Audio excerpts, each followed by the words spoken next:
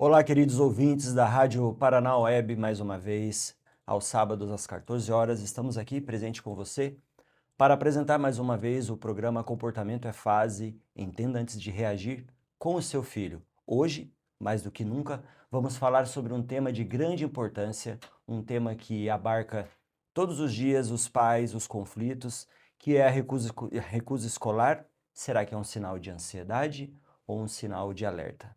Antes de mais nada, muito obrigado pela presença de vocês e agradecer de forma geral. Nos outros programas tivemos mais de 200 mil pessoas conectadas. Então, meu eterno agradecimento a você que está aí do outro lado, junto com a gente, nos ouvindo, adquirindo conhecimento, aprendendo sobre comportamento, crescimento e desenvolvimento infantil. Vamos lá, vamos começar o nosso programa falando sobre recusa escolar, ansiedade ou um sinal de alarme. Antes de mais nada, para você não esquecer, abra o seu celular, vá lá no Instagram e digite dr.marcos_pediatra, dr.marcos_pediatra e comece a me seguir. Por lá, nós vamos continuar essa conversa, onde você terá mais orientações práticas sobre saúde, comportamento e desenvolvimento infantil. E você que gostou e está interessado em ver toda a palestra que estará gravada ali no YouTube, você vai lá no YouTube e digite @comportamento e fase, tudo junto, e lá estará a nossa palestra 100% para você. No TikTok também, @comportamento é fase, tudo junto, você verá os principais cortes que são oferecidos para você e ali você também terá uma informação mais rápido e acessível. Seja bem-vindo à Rádio Paraná Web. Em primeiro momento, vamos colocar uma hipótese aqui, uma situação que acredito que todos os pais passem, porque além de médico pediatra, eu também sou pai, tenho 3 filhos e já passei por essa situação. Tenho filhos menores e ainda passo por essa situação. Quem nunca passou por uma situação de estar em casa, acordar, começar a preparar todas as coisas ali, a mochila, a lancheira, o sapato, a roupa, pentear cabelo da criança, e em um determinado momento a criança diz: "Eu não quero ir para a escola". E aí, o que eu faço? Será que é manha? Será que é preguiça? Será que é ansiedade? Devo insistir com essa criança ou estou sendo permissivo demais? Eu quero te dizer uma coisa, e guarde esta frase. Quando uma criança diz que não quer ir para a escola, nem sempre ela está recusando o estudo. Às vezes, ela está tentando comunicar algo que nem ela mesma sabe explicar. Por isso, eu, como médico e pai, estou aqui para lhe ajudar. E com o tempo de consultório, o tempo de vida que eu tenho grandes informações para trazer para você. A recusa escolar, de certa forma, devemos entender que também faz parte de um processo de crescimento e desenvolvimento infantil. E não existe uma única causa. Existem motivos leves e passageiros, e existem motivos que pedem mais a atenção. Como, por exemplo, os motivos leves, nós podemos ter como adaptação, troca de professores, chegada de um irmão, retorno de férias, e dentro dos motivos que pedem mais atenção, podemos ter normalmente aquele medo que a criança tem de ficar longe do pai, ficar longe da mãe, conflitos com colegas, bullying, dificuldade de aprendizagem. Tudo isso a criança vê como algo ruim. A diferença que importa não é se a criança chora, tá? Em primeiro momento, quando a criança diz eu não quero ir para a escola, o que deve chamar a atenção não é se a criança chora, é como ela chora, como ela reclama, como ela sofre, se isso repete, se isso não repete, se isso tem uma intensidade e depois de alguns minutos essa intensidade vai diminuindo, ou se essa repetição de choro dia após dia também vem com o aumento da intensidade, vem com a alteração no sono, ou a alteração quanto à alimentação, não quer comer mais. Isso devemos levar em conta. Isso é o fio condutor de tudo o que vem a seguir. A ansiedade da separação e da angústia de se afastar de quem cuida de uma criança, em certo grau, é esperado. Não é sinal de algo errado. Aparece mais no início da vida escolar, depois das férias, depois de uma doença, depois de mudanças em casa. Então, devemos entender que o cérebro da criança, ele, por ser um cérebro emocional, é um cérebro que precisa de um outro cérebro racional. O cérebro emocional precisa de um outro cérebro que seja mais racional, para lhe passar confiança. E normalmente essa confiança ela é passada dos pais para os filhos, porque o pai, a mãe, são as pessoas que a criança vê como seu baluarte, como a sua referência, como a sua base, e também o cérebro leva em consideração o ambiente em que a criança vive. E aquele ambiente que ela vive se torna um ambiente de costume. Então, normalmente, a casa é um ambiente confortável para a criança, juntamente com o pai e com a mãe. Mas aqui nós temos um ponto de equilíbrio. Acolher não significa retirar toda dificuldade do caminho da criança. Ela precisa de colo, mas também ela precisa de rotina, de previsibilidade e de um adulto que acredita que ela é capaz de passar por aquele movimento, por aquele problema frente a ela. Então, como seria mais fácil para a criança lidar com esse novo ambiente, que é o ambiente escolar? É você deixar previsível para a criança que essa rotina e essa mudança irá acontecer. Por isso que nós temos o que chamamos de um ritual curto de despedida. Primeiro, nunca você, pai ou mãe, desaparecer da vida da criança sem avisar.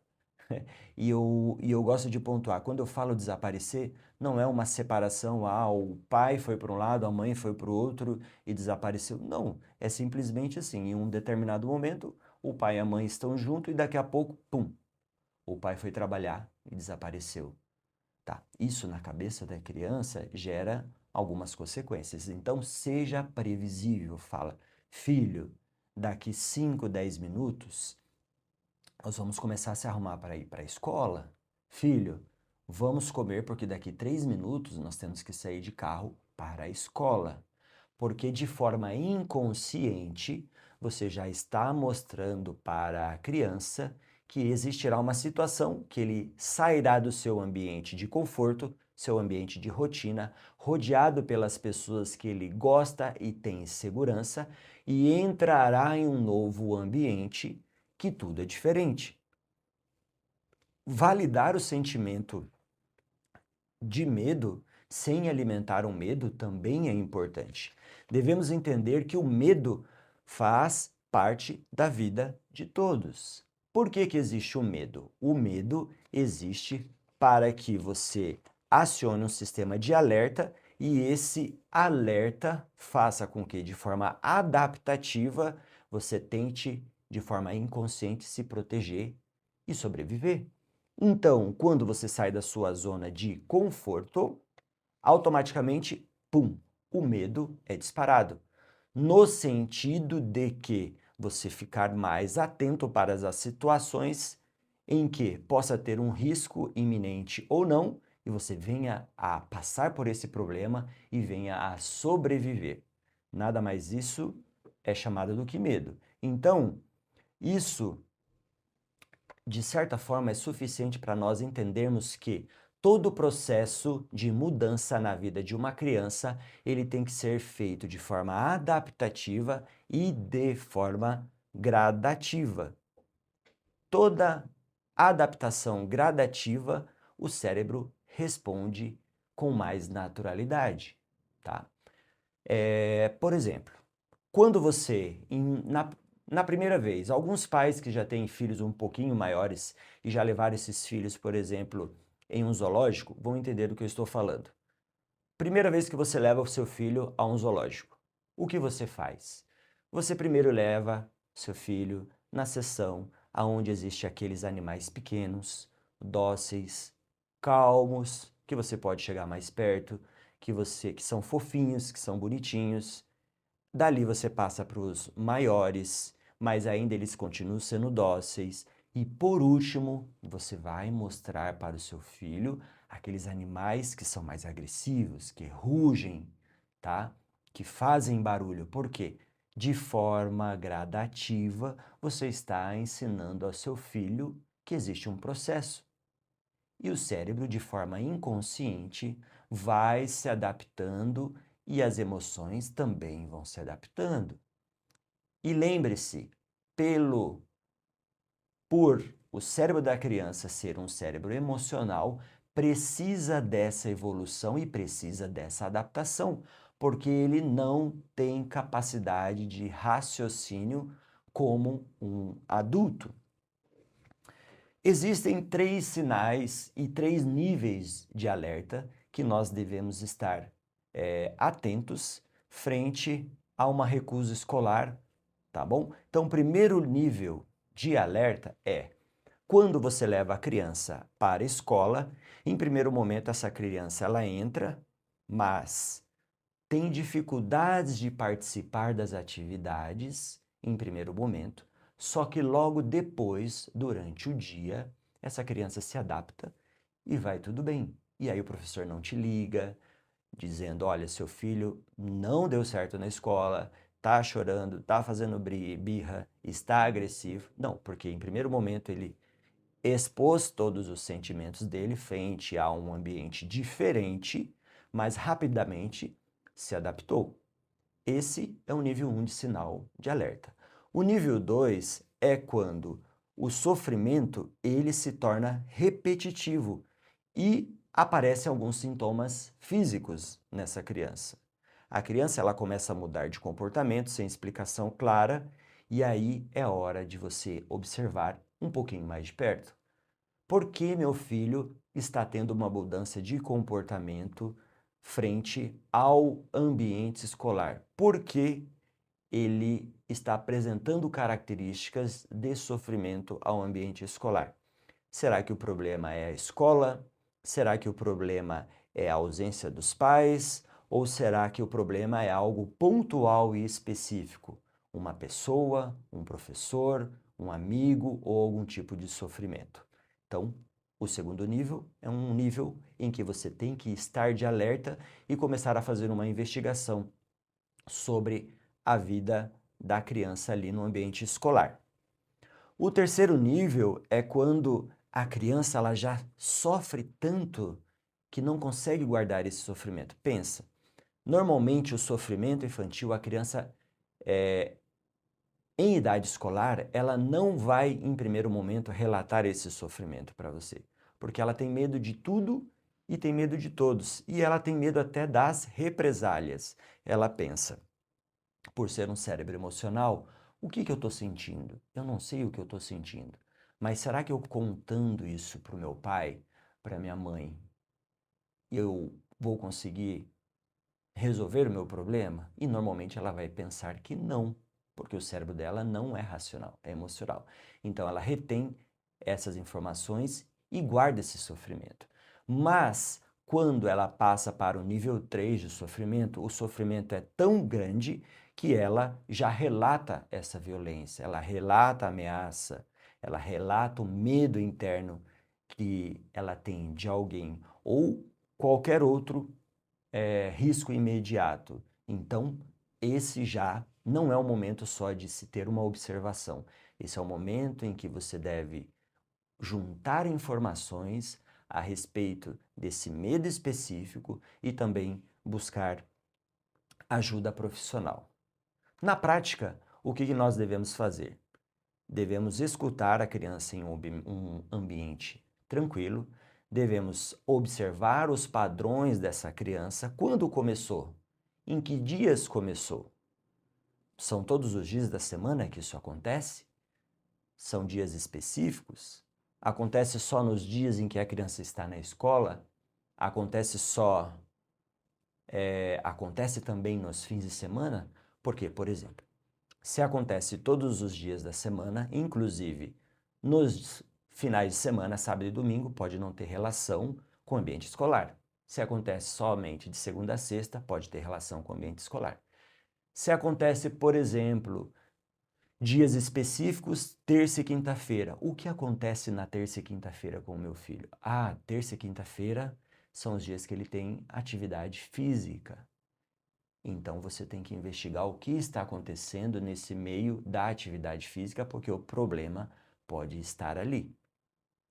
E conversar com a escola sem chegar acusando a escola. Olha, tá acontecendo isso com meu filho toda segunda, toda quinta-feira. Meu filho, ele chega extremamente irritado, extremamente agressivo, choroso em casa, mas nos outros dias não. Então eu gostaria de, juntamente com vocês, buscar mais informações para tentar entender o porquê que está acontecendo isso. Porque agora já chegou num ponto que, por esses 2 dias não ser dias interessantes para a criança, ele já não está querendo ir à escola. Então, por isso que nós chamamos de acompanhamento multidisciplinar. Não é obrigação somente dos pais reterem ou conseguir somente essas informações. É obrigação dos pais, é obrigação da escola e unindo, às vezes, dependendo do nível de necessidade, você vai absorver as informações dos pais, a observação da escola e levar isso para um profissional para tentar chegar num diagnóstico ou tentar ajudar você da melhor forma possível, tá? Sempre lembrar, você deve manter firmeza, mas antes vem o acolhimento. Antes vem o acolhimento. Um cérebro que funciona de forma emocional, emotivo, você primeiro tem que acolher para ele sentir segurança com você, para depois ele te passar algumas informações. Por exemplo, meu filho, o melhor horário que eu tenho para ele passar as informações dele, para mim, é no horário em que ele vai dormir. Nós deitamos, brincamos, e ali um ambiente que ele está normalmente 100% seguro, confiante, aí eu pego e começo a conversar. Filho, o que aconteceu hoje? Tudo bem? Tudo tranquilo? E aí? Jogou muito? Levou as figurinhas? Como que foi a troca de figurinhas? Como que foi no futebol? Ah, pai, não gosto muito de futebol, quero fazer outra coisa, tal, tal, tal. Me diga alguma novidade de hoje. E aí ele começa a te dizer. E você fala assim, teve alguma coisa de interessante que aconteceu? Alguma coisa que não foi tão legal?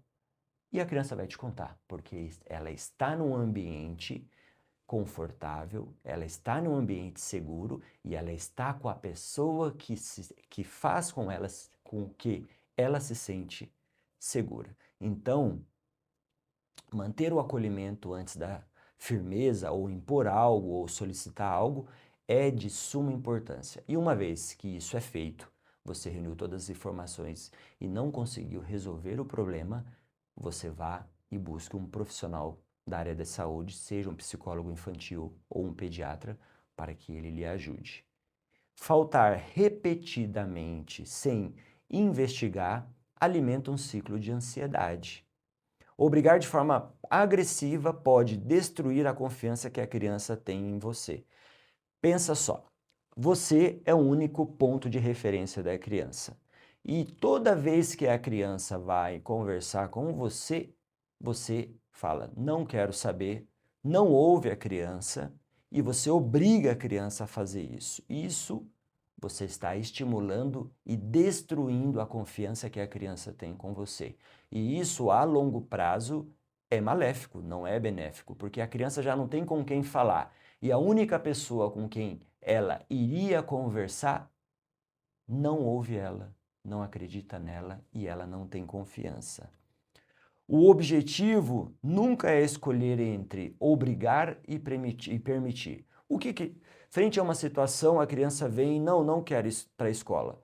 Em primeiro momento, você não tem que pensar, obrigo ou não, permito ou não permito. O principal objetivo frente a uma situação de recusa escolar, O principal objetivo é compreender o porquê a criança não quer ir para a escola, proteger, acolher, ajudar a criança e depois, em um segundo momento, você acolhe e aí depois você toma a melhor decisão com a criança em segurança, tá?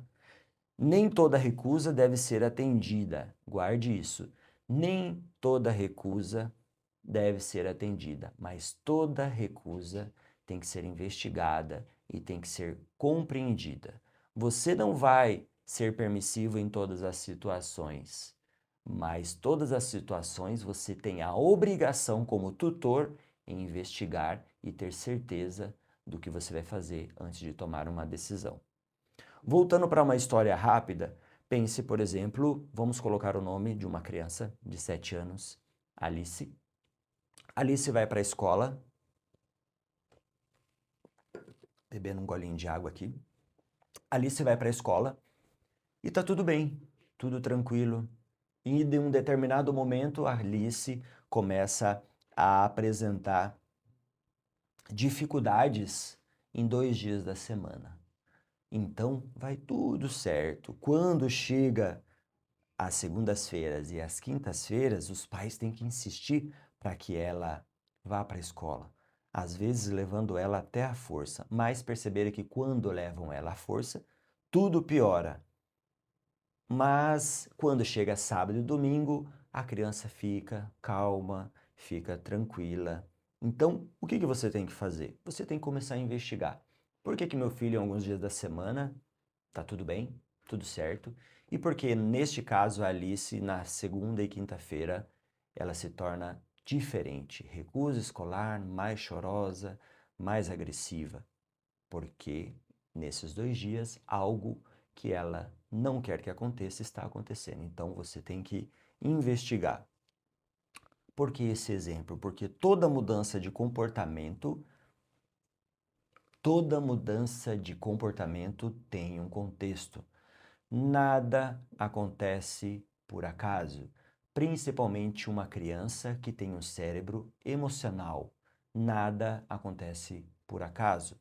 Por isso que você deve estar atento e deve conhecer o seu filho e se algo mudou, comece a fazer uma investigação antes de julgar essa criança. E é exatamente esse contexto que eu quero abrir com você agora sobre as perguntas reais que os pais fazem sobre o tema de recusa escolar. Durante a semana, postei na minha rede social que hoje falaríamos sobre recusa escolar e coloquei aberto aos pais para que eles me enviassem no direct perguntas sobre o tema, no qual esse programa seria voltado para responder esses questionamentos, seria um programa mais objetivo, responder as perguntas dos pais, porque às vezes alguns programas eu senti que às vezes falávamos muito a teoria do programa, mas na prática os pais ainda continuavam com algumas dúvidas. Então, vamos tentar, foram muitas perguntas e vamos responder algumas perguntas e quem sabe, dependendo, voltamos a falar em um outro momento sobre esse tema. Uma pergunta que chegou que achei bem interessante foi: meu filho chora todos os dias para entrar na escola. Devo obrigar o meu filho? E aí? O que fazer? Primeiro, obrigar seu filho a entrar na escola sem entender o motivo alivia hoje o medo dele, o problema dele. Só que alimenta o medo de amanhã. Por quê? Uma vez que você obriga seu filho a entrar na escola ou não, exemplo, nesse caso, você não deixou o seu filho ir à escola. Você liberou ele. Resolveu o problema hoje. Mas e amanhã? E amanhã? O que nós vamos fazer?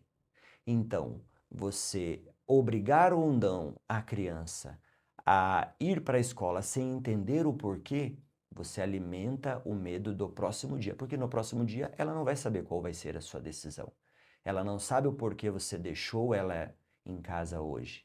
ou ela também não sabe porque você obrigou ela a ir. Então, o que eu quero dizer com isso? Que as suas decisões têm que ser bem pautadas e claras para a criança, para que a criança gradativamente vá absorvendo essas informações e saiba o porquê das suas decisões.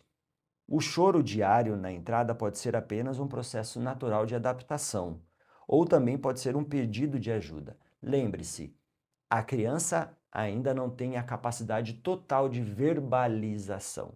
Então, frente a uma recusa escolar que a criança se põe a chorar, pode ser um processo normal. Lembra que nós falamos do primeiro nível? Pode ser um processo no qual a criança está em um ambiente diferente, num ambiente que não tem segurança, que não conhece aquelas pessoas e se sente vulnerável, e ela chora. Mas no decorrer dos dias e das semanas, ela vai se adaptando e tá tudo bem. Só que da mesma forma, essa criança, ela pode não estar conseguindo verbalizar a dor que está sentindo. E nesse momento que ela sente essa dor, ela também chora. E como nós vamos saber a diferença de uma para outra? Devemos investigar.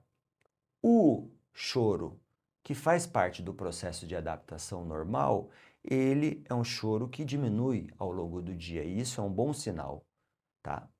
É um choro que não se persiste. Então, para minimizar esses episódios de choro, antes de entrar à escola, vá criando, vá criando despedidas previsíveis.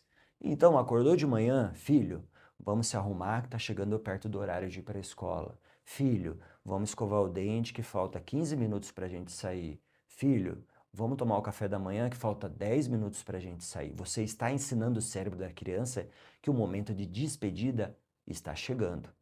E, de forma gradativa, de forma inconsciente, a criança ela vai guardando essas informações e vai entendendo.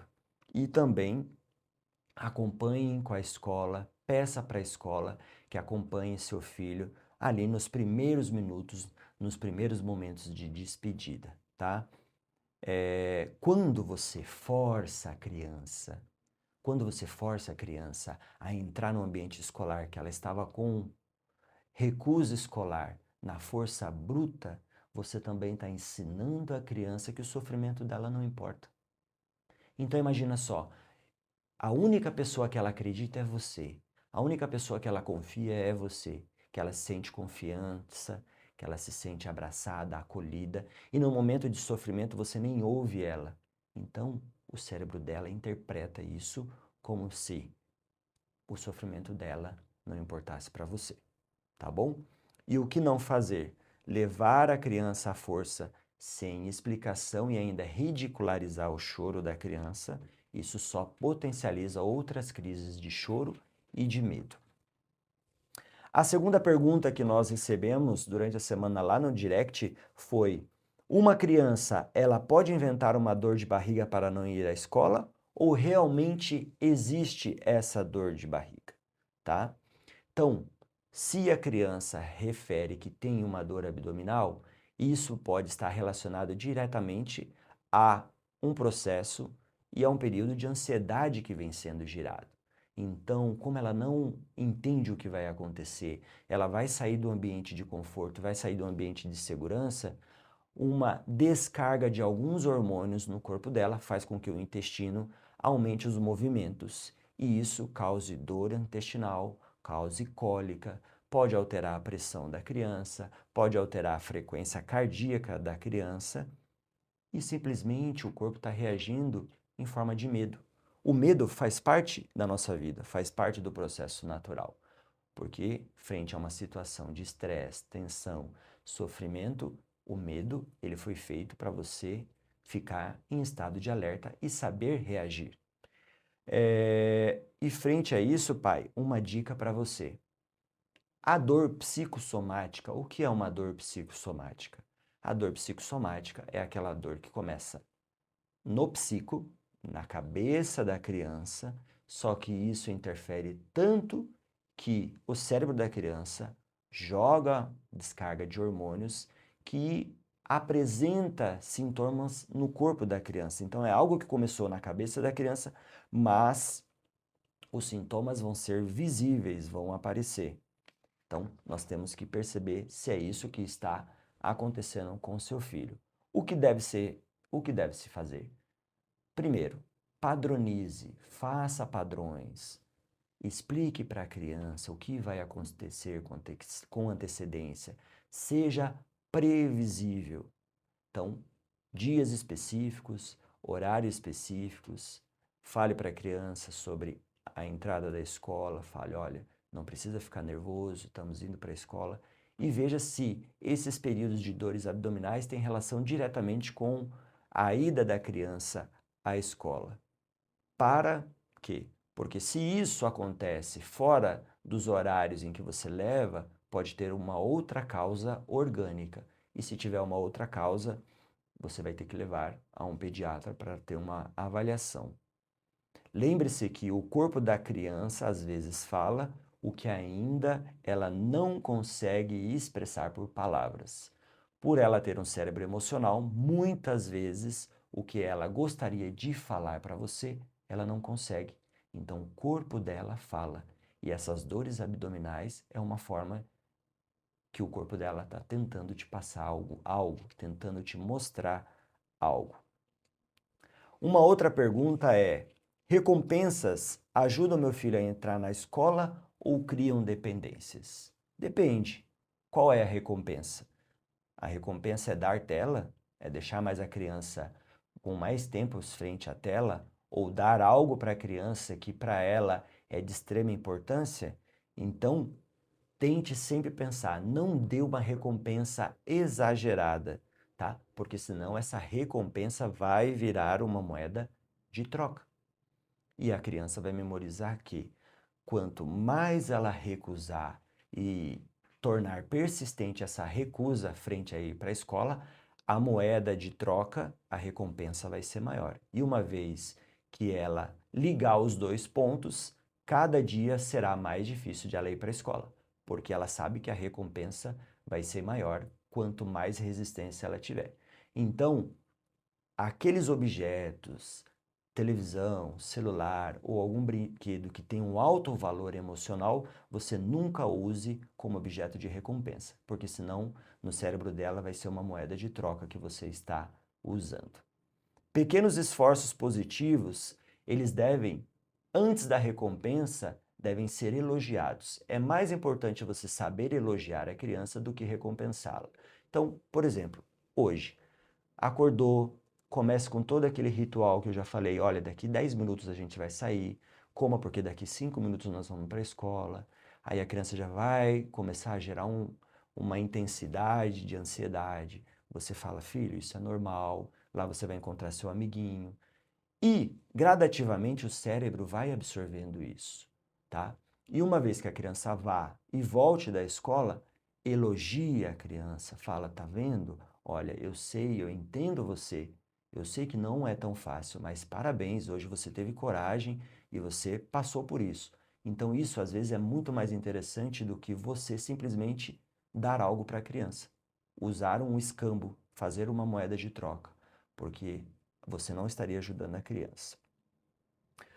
Use reforço simples e imediato, como elogio ou um tempo especial à tarde.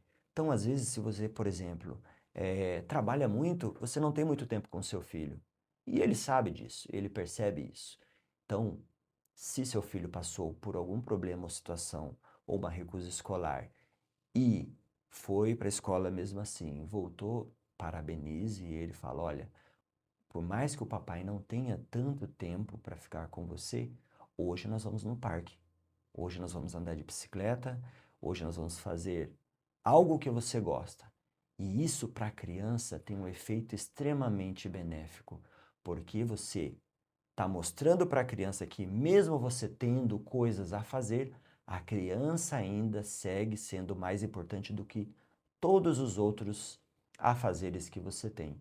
E isso gera grandes memórias e gera também um vínculo maior com você.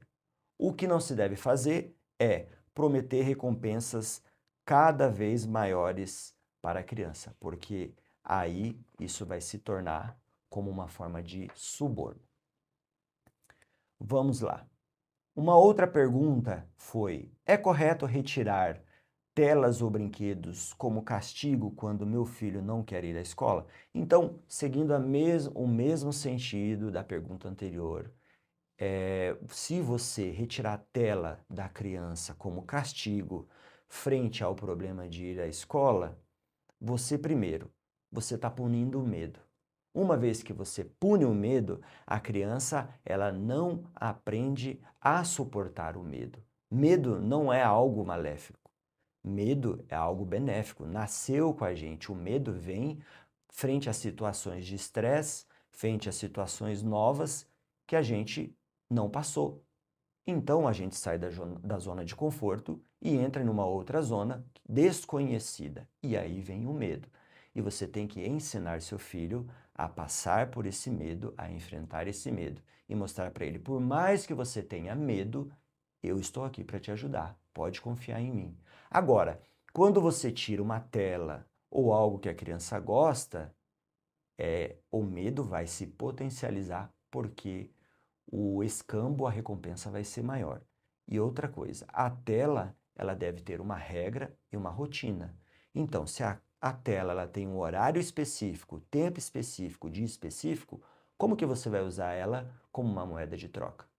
Então, por mais que às vezes seja uma forma fácil de você fazer uma troca com a criança, isso não é o ideal, tá? O ideal é faça outra coisa, tente trocar ou colocar uma atividade com seu filho naquele lugar, mas a tela, ela deve ter hora, tempo e a regra específica dentro da casa. A criança deve saber quanto tempo ela deve usar e exatamente qual é o período que ela deve usar. Não se deve usar como moeda de troca. Na prática, crie rotinas.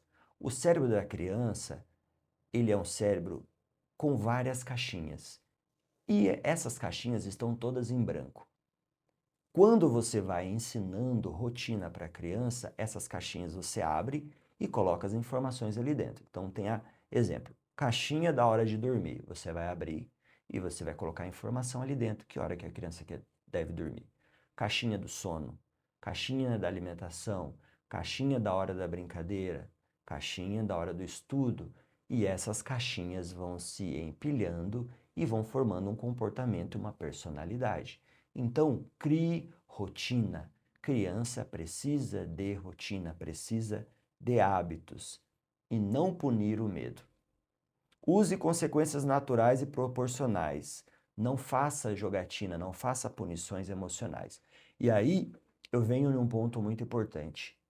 Exemplo: se você tem um filho de 7 anos e você tem um filho ou uma filha de 2 anos. O filho de 7 anos, ele era o centro das atenções dentro de casa. Com a criança de 2 anos, não é que o centro das atenções será a criança de 2 anos, mas com relação à equidade, o que é equidade?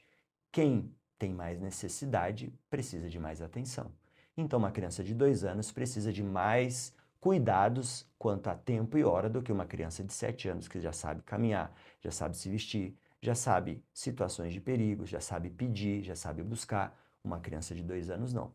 Só que a criança de 7 anos, ela não sabe essa relação, porque o cérebro dela é emocional. Então, quando ela vê você dando mais atenção para a criança menor, é natural, em primeiro momento, haver uma infantilização. Porque ela olha para o irmão de 2 anos que está tendo mais atenção e o que ela pensa? Vou me infantilizar, isso o pensar é de forma inconsciente. Vou tentar parecer o máximo possível com o menor para chamar atenção. Aí, às vezes, a criança de 7 anos, ela volta a fazer xixi na cama, coisa que ela não fazia. Ela volta a pedir ajuda dos pais para comer, coisa que ela não fazia. A fala é infantilizada, ela começa a falar igual a criança menor para chamar atenção. E aonde está o problema? Que muitas vezes o pai olha para a criança e fala: para de fazer isso, você está parecendo um bebê. Só que no fundo, o que ela quer parecer? Ela quer parecer o bebê. Porque o bebê chama mais atenção do que você. Então, a infantilização que está acontecendo é para chamar atenção. E quando você fala para ela que ela está parecendo um bebê, você está afirmando que ela está no caminho correto. E isso vai se potencializar. Então, nunca faça isso. Crie regras, mas lembre-se que o mais importante é o afeto e é o acolhimento. Outra pergunta que nós temos é: se eu deixar meu filho faltar quando ele chora, estou acolhendo ou estou reforçando o medo? Antes de você tomar uma decisão se você vai deixar a criança ou não em casa, e antes de saber se você está acolhendo ou não, o mais importante é haver uma investigação. Por que meu filho não quer ir para a escola? O que está acontecendo? Então, tente saber em que situações. É todos os dias meu filho não quer ir para a escola? Ah, não, são dias específicos, são horários específicos. O que está acontecendo com meu filho? Cada falta sem porquê ensina ao cérebro da criança que evitar é uma solução, o que fortalece um padrão e ainda dificulta o retorno. Então, quando você, por exemplo, obriga a criança a ir para a escola e não dá um porquê para a criança que ela entenda, cada vez que ela for na escola, você está intensificando esse medo dela, tá? Então, toda situação de recusa escolar precisa de uma investigação. Pode ser uma recusa escolar desnecessária, pode ser por algo banal, pode ser, mas você não pode tomar essa decisão sem fazer uma investigação, porque às vezes pode ser algo banal, mas às vezes seu filho pode estar sofrendo bullying, às vezes seu filho pode estar tendo problema com um professor, com o guarda da escola, com uma outra criança maior, com alguém que está colocando seu filho em uma situação de violência emocional, às vezes sofrendo uma violência sexual. Então, toda situação de recusa precisa de uma investigação, tá? Então sempre sente-se, converse com o seu filho, veja se essa falta ela é uma exceção ou está virando um padrão, porque se está virando padrão, deve-se tomar atitudes a respeito disso. Converse em casa, num ambiente em que ela se sente confortável, segura. Converse, filho, o que está acontecendo? Por que está acontecendo isso, isso? Você tem algum problema? Confia no pai, o pai está aqui para te ajudar. Abrace. Seja no momento em que a criança, normalmente isso acontece, no momento em que o cérebro da criança está menos excitado. Então não tenta fazer isso na hora que a criança entra no carro. Não tenta fazer isso na hora que a criança está brincando, jogando bola. Ideal, depois de um banho, a criança vai dormir, tá calma, deite, abrace, ela vai se sentir acolhida e ali é um momento ideal. Fala, filho, me diga como que foi o dia. Foi legal, não foi legal, aconteceu alguma coisa? E deixa que a criança conduza a conversação. Não force essa conversação. Ela tem que se sentir confortável, tá bom? O que não deve se fazer é a criança ter faltas repetitivas sem motivo. Você deixa a criança em casa porque a criança não quer, mas você não investiga, você não tenta saber um porquê, e isso se torna um padrão. E quando essa recusa escolar, ela vem com um aumento de intensidade na irritabilidade, no choro e na birra, aí às vezes é um momento também de você levar a um profissional para fazer uma investigação. A exposição gradual funciona melhor do que retirar completamente a criança da escola? Claro, é como nós falamos. Primeiro momento que você leva seu filho a um zoológico, você já não leva ele para ver um leão em primeiro momento. Ele nunca mais vai querer voltar naquele zoológico.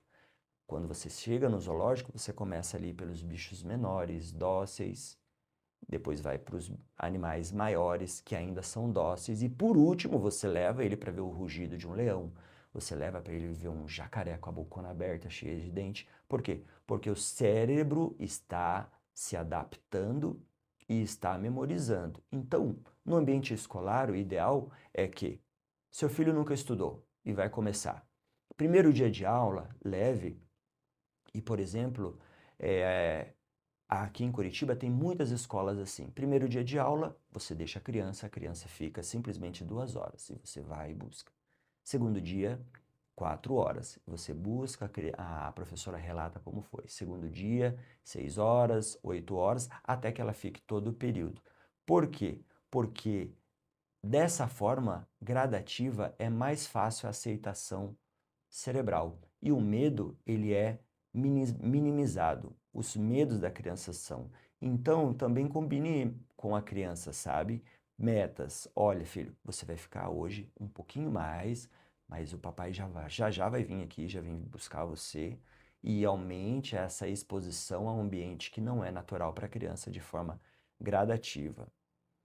Tanto retirar de uma vez a criança de uma escola, como colocar de vez a criança em uma escola, essa exposição total cria alarmes no cérebro da criança e ela vai reacionar isso de forma negativa. Da mesma forma como seu filho, quando começou a caminhar, ele começou a caminhar com passos pequenos até ter autonomia para correr e andar de bicicleta, o desenvolvimento cerebral é da mesma forma. Tem que ser gradativo e aí vai gerando uma autoconfiança até que, de forma racional, ele tenha capacidade de tomar suas decisões. Pais muito protetores podem aumentar a ansiedade da separação? Então entenda uma coisa: proteger demais sem querer ensinar a criança que o mundo lá fora é perigoso não faz bem para a criança.